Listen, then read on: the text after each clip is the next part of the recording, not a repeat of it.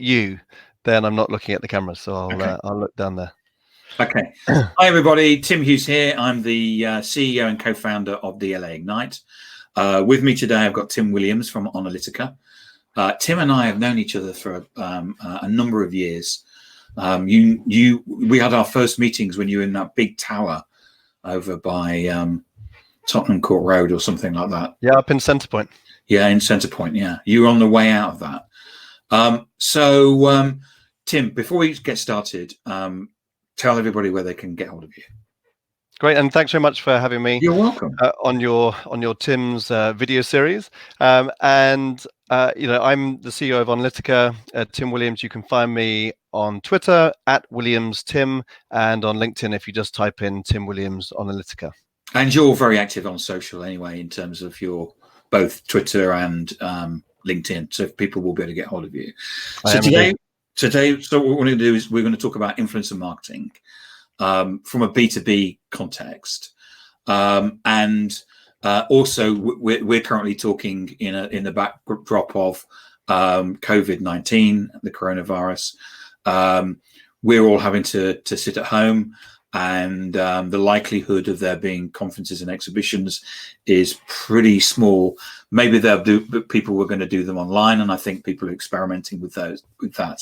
But the possibility of getting 20,000 people together in a room right now, I think, is completely unthinkable. Before we get started, though, what is it? How would you define influencer marketing? Yeah, I think that's the billion-dollar question, since it's a billion-dollar industry at the moment.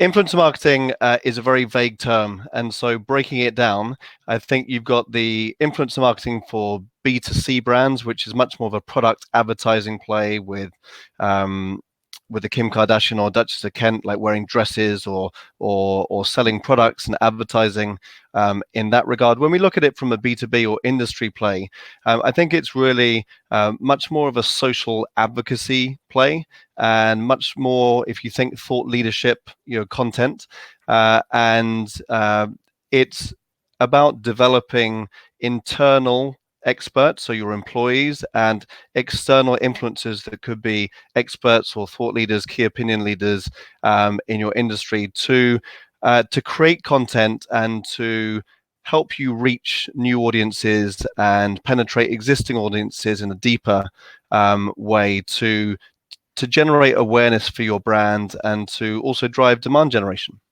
So you're talking about top of the funnel, desire building, awareness, where traditionally you may have run conferences or events. That's what you're talking about.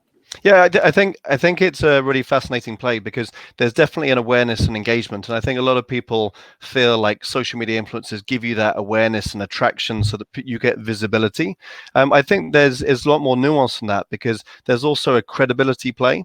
So by other people who are respected and have engaged networks saying that that you're a relevant brand and that you're doing some great stuff, not by saying this brand is better than another brand, but by creating content for you and directing people to your website as a brand. I think it gives you that credibility, and that quality content, which is often misunderstood because everyone's trying to chase the ROI number, and credibility and trust is a big part of the play. And then there's the straight demand gen. So when you look at marketing directors and sales directors that, of course, are saying, okay, what's the return? How many leads am I going to get on to this? Am I going to get included in this RFP? Then there's some content plays like webinars, for example, or podcasts that can be straight demand gen plays that can perform far better, just because of the quality talent that is delivering the content creation, and the attraction through their network. So I think the interesting thing about influencer marketing is that it's pigeonholed as a B2C product advertising play, but in B2B, it's very, very nuanced, and it can be linked up to so many different things. From when we talk about the awareness plays, it could be comms and PR, looking at brand reputation and awareness building, right through to sales teams where it can be driving account-based marketing and social selling programs. So such opportunity in the marketplace, but a very vague, misunderstood term, especially in senior execs. So it's a classic immature marketplace that's I think finding its feet over the next couple of years. And I think most people, if you see a article about influencer marketing, it's about B2C. It'll be about people lying on beaches on Instagram or whatever, which isn't really the world of B2B. It's very different from that. But I mean, if you look at, I've been involved with organizations where we would run an event, and what would happen is that the sales team would be tasked to bring existing clients to the event. That wasn't what the event was about. The event was supposed to basically go out and cast the net and find new people to talk to, people that hadn't heard of us before, which is classic top of the funnel.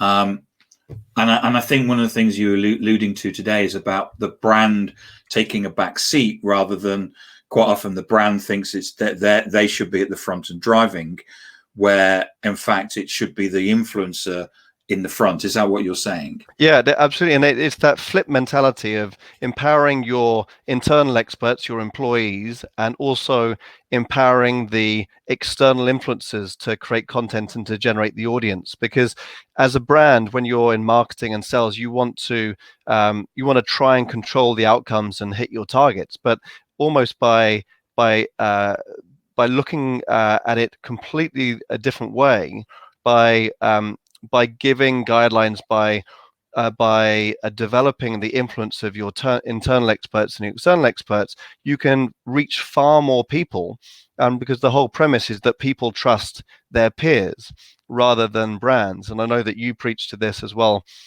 Tim. And so by taking that, and there's obviously lots of research out from the Edelman Trust Barometer as an example, that brands broadcasting and advertising, there's far less trust there. So you'll be able to, through influencer and employee networks, you'll be able to get to those net new people far more easily, but you have less control. And I think that I think I've quoted you many a time about what you lose in control, you gain in trust. And then there's that balance tipping point, which I think is a fascinating challenge which brands are going through. Well, I mean, I remember you showing me a slide when we first met about where you plotted trust and influence. So if you think about your PR department, you trust them because you know they're going to write something, and it will be on brand. But as soon as you start moving that out to journalists, so for example, you give a message to a journalist, you can't trust what they're going to say is going to be good for you. Right through to influencers, and influencers, you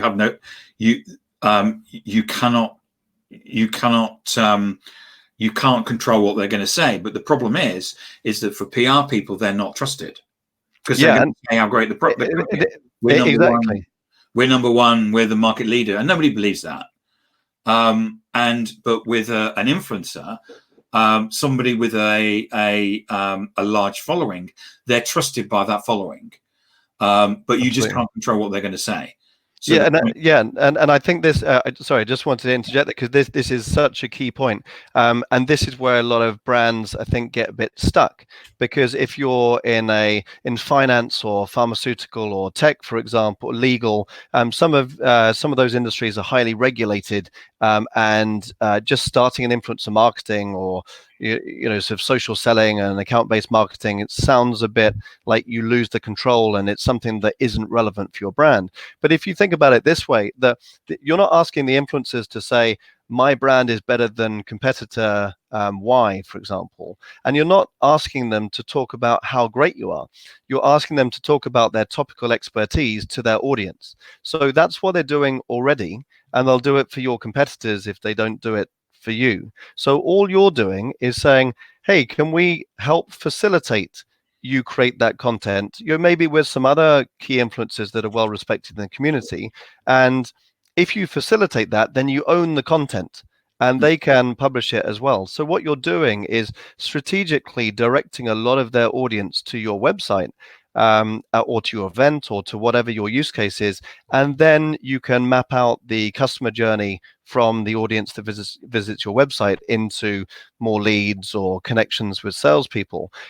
So that's the key, rather than getting them to talk about your brand, and that de-risks all of the content creation. And it doesn't have to be live content. For people taking baby steps, you can ask for quotes on a specific topic and then create the content yourself, and then feed it through account-based marketing pages or through social selling programs, so that the salespeople can educate their audiences with much more interesting, relevant content. And that, I think, is the absolute magic. But that's the hurdle that I think a lot of brands need to realize. And some of the brands get that light bulb moment after a couple of months of talking about it.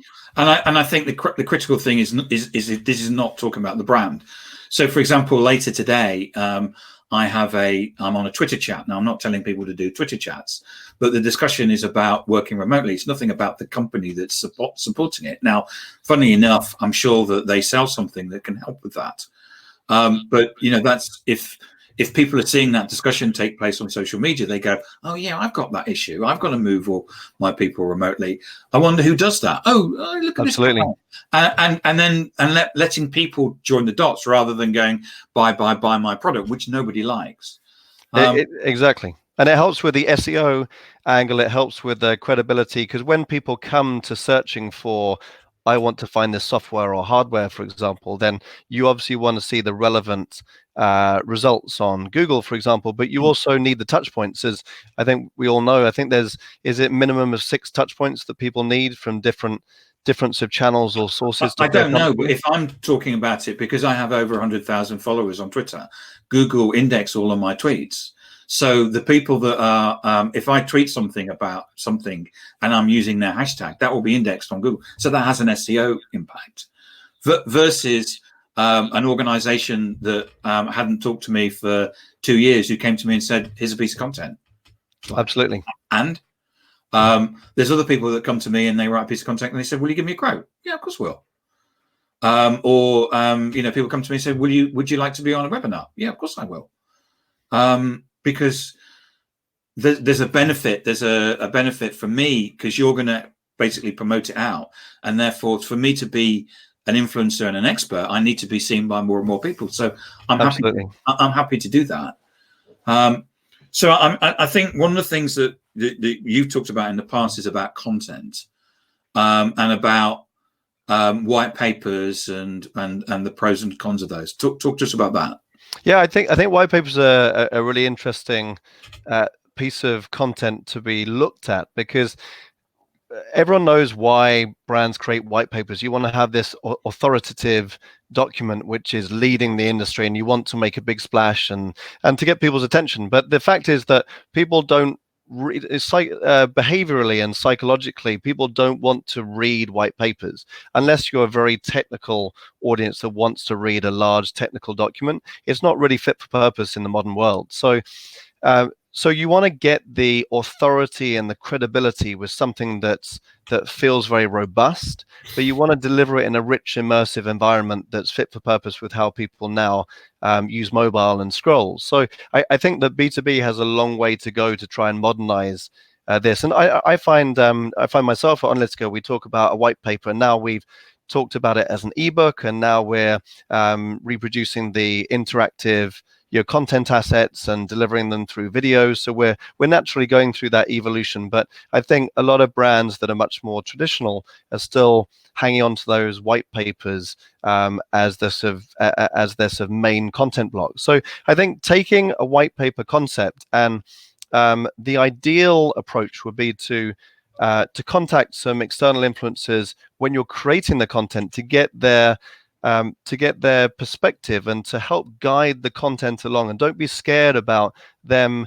being able to make it more relevant to your target audience, because after all, they're very, very close in creating content on a daily basis. So I think integrating them earlier on will not only give you better content, but it'll give you the organic content promotion, because if they're featured in it, then they'll want to promote it, and you're going to get away from the pay to play professional influencers that you've suddenly said, here's our white paper. This is an amazing long document, which the influencers are thinking, I don't really want to promote this. I like the concept, but I still want to do my video stuff. So I think the whole content production and the actual content and who should be integrated into it needs to change dramatically into more bite-size and video-led communication. And you were talking. I know you've talked in the past about the three things about content and influencers are agility, expertise, and then the promotion. The agility, as in, I mean, nobody reads white papers. You Why does everyone keep creating them? I don't know, because if I say here's something, it's 300 words, you can read it now. You'll read it now. If I say here's something, it's 2,000 words, it's going to take you 15 minutes to read, you'll go, I'm going to put it in that box on my desktop when it says, I'm going to read when I die, and you never get to read it. Absolutely. And there's far better ways. People consume content in a very agile way, chunks of content. And well, my view would be what you do is you'd empower your employees to do it. But white papers, 21st century. But I think this comes back to one of your earlier points as well. How do marketing and sales departments drive their leads and awareness? There tends to be these massive pieces of content or big events. And I think now in today's world, and especially with COVID-19, events are now totally changed. And white papers, as you said, like, people don't really want to read them. So the two main go-to-market strategies and the mechanisms for driving leads and hitting your targets are being pulled from under the feet of the marketing and salespeople. So that is for people like you and I that like the kind of modern advocacy, social selling plays, then that speaks to what we believe in our hearts. But when we're looking at the traditional plays which have generated all those leads, then it's really a massive challenge for brands. So looking at the world and how it is now,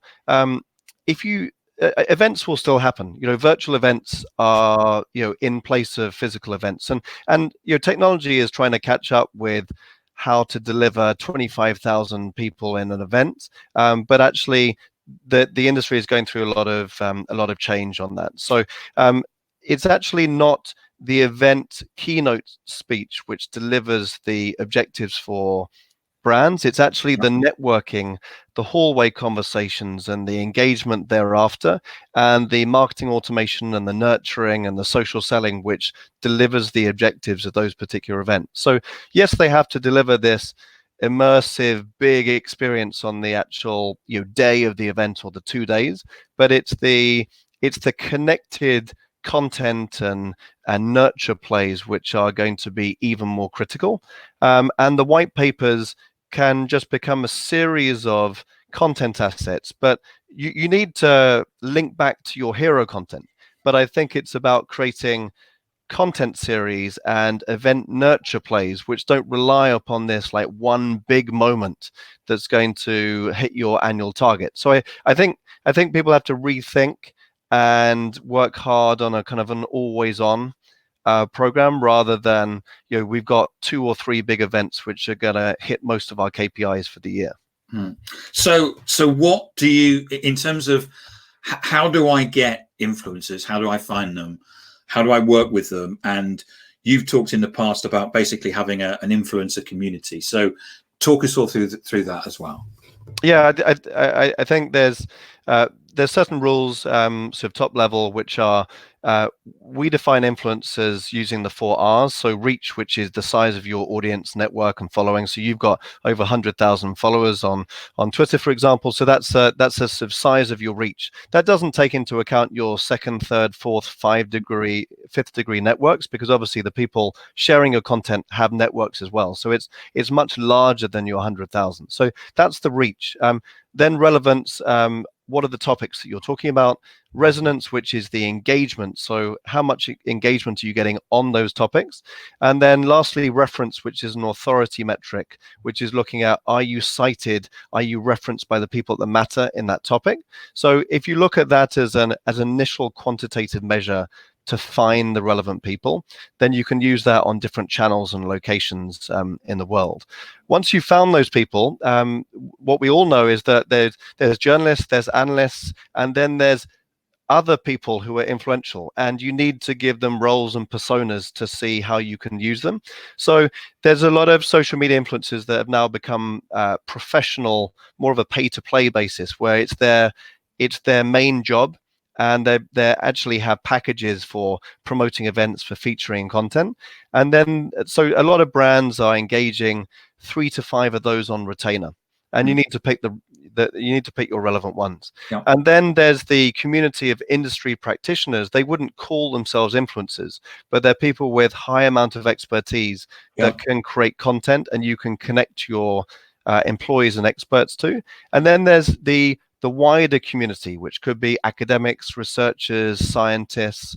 It could be entrepreneurs. It could be professors that have just left university or are sort of studying, and up and coming social influencers. So those are your light touch community people. So if you look at it as the pyramid, then you can choose the time investment and the use case for those people, rather than thinking, okay, I want to engage 2,000 influencers like a B2C play, because it just doesn't work like that in B2B. So it's about finding the influencers online that are talking about the subjects you pretty much want to be famous for. Because I've had people come to me and say about IT products rather than business products. Products that would sell to CIOs, and I've always said I don't have an IT audience; it's a business audience. If you're selling to CFOs, so it's about who you're going to sell to, and then finding out but the people that are talking about those subjects. Yeah, I think that's absolutely critical. There's 2 parts to this, because what a lot of people do is look at who has talked about their topic and who's driven engagement. That doesn't mean, to your very valid point, do they have the right audience, and are they relevant? Not just, Tim Hughes has talked about digital transformation. So if I'm a tech brand, let's really work with Tim to get that to those CIOs. That wouldn't be the right kind of approach. But what you do have, and what a lot of influencers have, is that social media amplification. So there's a couple of thousand influencers that we've identified which help you get through the algorithms of LinkedIn and Twitter. And this is how you need to understand how content passes through networks. So if I post some content, or a brand posts some content, and you share it, Tim, with your network, it immediately gets maybe 30 influencers that might interact with that particular content. And then those people might be connected to the CIOs. So you can either, a brand could approach you and say, can you share this piece of information on digital transformation? You then have a choice, obviously, about whether you want to do that to your audience. But if you did share it, it could be that someone who is connected to CIOs does pick up on that, so that the brand can still access it. But I think this is where a lot of marketing and directors, you need a bit of education on the networks, because it just depends on what you're trying to do. But most people logically think, does that person have the ears and eyes of the audience that I'm trying to connect? But it's just not that simple in all of the networks. Yeah, I think that's a really good point, Tim, that this isn't just about posting. There is a strange magic that takes place, if I can quote ELO, that I posted something. I wrote an article yesterday, and somebody who I don't know from Mexico has basically reposted it. I'm not connected to them. I will be later today, because I've sent a connection request. But someone somewhere basically has read it and has reposted it and said, that's a really good article. And that's one of those things about the magic about social networks is I have a community. I know who follows me. There are people that retweet my stuff on a regular basis, and I love them for that. But there are people that, then I would say 80% of the people are lurkers, and they read the stuff and you don't know who they are. I've had people come to me and said, I've been reading your stuff for 2 years. Have you? It's fascinating, and it's the dark social element, but because it's not measurable, then it's so both you and I know that drives a lot of goodness. And if you get the quick wins out of it, then you know that there's other goodness that you're getting out of it that you will realize at some point. It could be 6 months or 12 months down the line. I don't like people saying that social selling is a long game, because it's not. I can get instant results, and I can get higher faster than cold calling using social media. But there is a long game that you're playing as well, which is the fact that I've got when you run an event, the event is there, it goes. With a piece of content, it's there forever. I've got content where people come to me and said, "Oh, this is fantastic," and I thought, I wrote that 4 years ago. I didn't like the style of writing's crap. I don't know why you think it's brilliant, but they think it's brilliant. And so you just never know. And remember, the more content that you get out there, the more goodness that you create, and you just don't know who's going to find this stuff.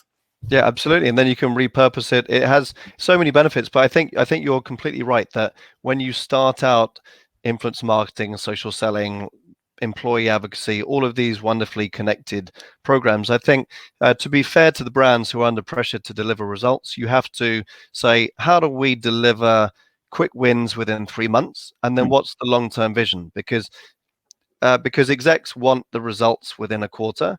And then they say, okay, I love this. So where are you going to take it? And I think people are then thinking, okay, well, I'm not quite sure, but I'll come back to you. So we always recommend that you have that dual attitude of, okay, what are you going to showcase to the business in 12 weeks? And what are you going to say in terms of, okay, well, just describe your ideal vision for how this revolutionizes marketing and communications and selling. And then what are the anecdotes that you're going to use to substantiate that so that execs can tell the story internally, which they'll probably use for the next couple of years. And I think the point that you made earlier on, which is about letting go, and actually trusting your employees, trusting the influencers, to do the right thing. And we have a client that creates communities, and it's completely light touch. They sell to a particular type of person in the organization, and now they are the go-to people for that particular job role. And they don't run it. In the days when you could have an event, they basically hired the room and paid for the sandwiches, and that was it. Everything else was run by the community, and that's a beautiful thing when you see it working, because one of the things that we always say to people about creating your brand ladder, what's your brand about, is you're in a bar in the old days and your best customer is talking to a prospect. What is it that you would want your best customer to say? We're nice people, and all of the things that you could brainstorm. But at the end of the day, that's also about what you're doing by creating that community, and influence can allow you to do that, is allow that conversation to take place. You need to work with this company. Why? Because they did this for me. Rather than you need to work with this company because they're paying for the room and the sandwiches. Yeah, absolutely. I couldn't agree more. And I see that the brands which are empowered to develop community are the ones that deliver more commerce. I love the content community commerce model. I believe in it through and through. But when you're someone coming at these programs saying, I just want transactional relationships to deliver results in 12 weeks, and you're not thinking about any kind of the long term, then you're not empowering. You're not thinking. If you're running an employee advocacy program thinking, how do we get marketing results? And that's your main focus, then you're not going to get the best marketing results long term. So I think you're totally right that it's about connecting people. It's about looking at internal experts and external ones and saying, how can we be helpful and how can we connect them together? Because you know that if they're all going to be in one room, your brand is going to be talked about. You're going to get the credibility. So just by connecting them together, as you say, like whether you hire the room or buy the sandwiches, you don't have to. Sometimes brands go in with no expertise whatsoever, just connecting wonderful experts. But hey, what, all of the content is your content because you've hosted the event and you get all of the indirect credit. And then you can go from there. So I think influence is a very powerful way of also redefining a brand. And every single brand, I mean, what do they say about the Fortune 500 and FTSE 100, that many of the companies there just won't be there in the next 5 or 10 years? So 50%, yeah.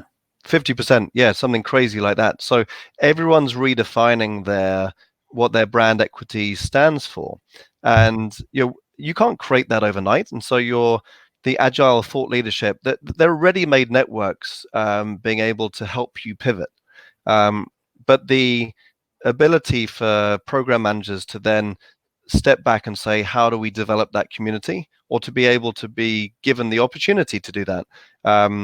I think few brands are making great progress in that area. But I mean, you would, influencer marketing is here to stay, and if brands get hold of it and run it in the right way, I think it's a beautiful thing. It's a bit like riding a bike. You got to get on and you got to learn and get the balance. But once you're on it, you think, wow, why didn't I do this before? Because it's so much faster than walking, and it gives me so much freedom. Yeah, I think that's a wonderful analogy. I'll have to steal that line if I may. I think part of the we're grappling a lot with this at the moment. There's a negative connotation to the word influencer, even though everyone wants influence. And there's something that the industry, I think, will just take a couple of years to get over. So I think sometimes it's in the name of the program. So there's employee advocacy, social selling, account-based marketing, PR, comms, brand ambassador programs, social advocacy, brand reputation. I think you've got to call it what fits best with your organization, but know that maybe a better way of talking about it is influential experts, and to drive the outcome that your business wants. So I think, yes, I do believe in influence marketing, absolutely, for B2B more than B2C. I wholly believe in B2B influence marketing, but I think the term B2B influencer marketing is used by tech brands, but it struggles in finance, healthcare, the environment, energy programs, for example. Right, Tim, this has been fascinating. Thank you very much for your time today. Remind people where they can get hold of you. Absolute pleasure, Tim. Thank you for having me on. You can find me on Twitter, on @WilliamsTim handle, or on LinkedIn. Just type in Tim Williams Analytica. You can find me there. Thank you so much, Tim, and really enjoyed the conversation.